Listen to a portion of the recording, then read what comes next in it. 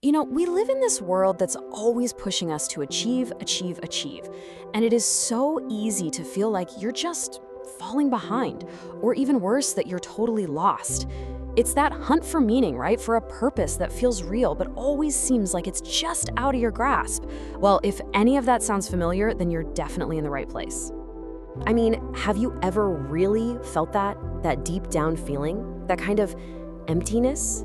Even when on the surface, everything looks totally fine. It's that little nagging voice in the back of your head, isn't it? The one telling you that what you're doing just isn't connecting with who you actually are. So if that hits home for you, then think of this as a kind of guide. We're gonna dive into a really powerful story, one that might just give you a whole new way to think about finding your path.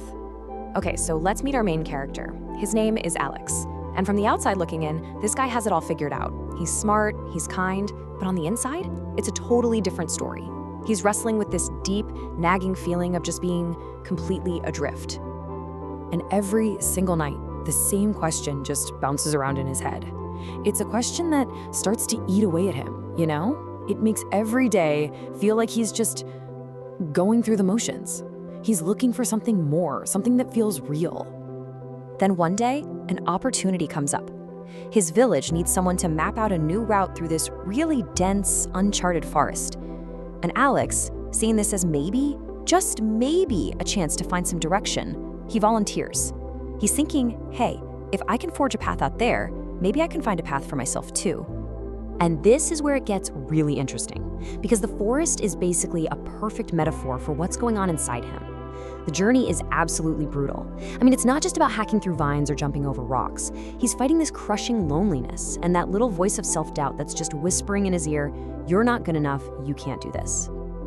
And eventually, it all just becomes too much. He's exhausted, he's lost all hope, he is completely and utterly defeated, and he just collapses. He whispers those words, basically ready to give up on everything. This is rock bottom, the point where the whole search just feels pointless. But then, you know how it is. Right when he's at his absolute lowest, something changes. A calm, gentle voice just cuts right through the silence. And he looks up, and there's this wise old woman just sitting there peacefully by a fire. It's like she appeared out of thin air. And her question is so simple, but wow, does it hit him hard. It cuts right through all that despair. See, she doesn't ask him where he's going, she asks him about the burden he's carrying. It's an invitation to just stop, to pause and think for a second, instead of just pushing forward like a madman. This right here, this is the turning point. The woman helps him realize that in that moment of pure desperation, when he finally stopped pushing, he actually started to listen. He started to notice things. A tiny stream over there, a faint trail left by animals, all the little clues his intuition, his inner compass, had been trying to show him the entire time. And this encounter, this moment of clarity, it leads to the single biggest lesson of this entire story. The wise woman shares a piece of wisdom with him that is going to completely flip the script on how he thinks about his life and his search for purpose. And here it is. This is the big aha moment. See, we all do this, right? We fall into this trap of thinking that purpose is like some treasure chest at the end of a map, a destination you have to find. But the truth, the real truth, is that purpose isn't the destination at all. It's woven into every single step of the journey. It's in the challenges you face, the obstacles you climb over, and in every single courageous step you take. So, with this completely new perspective, everything changes for Alex. He goes back to his village and yeah, sure, he's got a new trade route for them. But that's not the real prize. The real prize is that he found himself. He's not lost anymore because he finally gets it.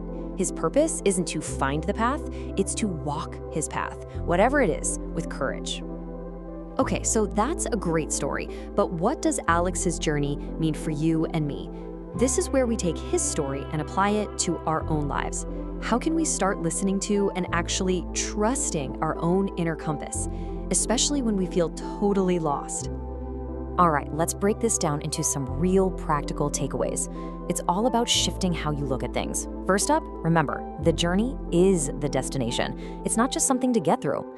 Next, you gotta embrace the challenges. They aren't roadblocks. They are the path. They're what shape you. And maybe the most important one, when you feel the most lost, just pause. Seriously, stop everything and listen. Listen for that quiet voice inside you. That's your intuition, and it speaks loudest when you finally shut out all the noise. And here's the thing that should give you a lot of comfort. Your journey is never going to be a straight line. It's going to have twists and turns, and yeah, there will be times you feel completely off track. But if you trust that inner guide, that gut feeling, it will always lead you back home to yourself. So you see, Alex's story isn't really just a story. It's an invitation. It's an invitation for you to stop searching so hard for some far-off destination, and instead to start finding the meaning, the purpose, and the adventure in the step you are taking right now. So the only real question left is, where will your journey take you next?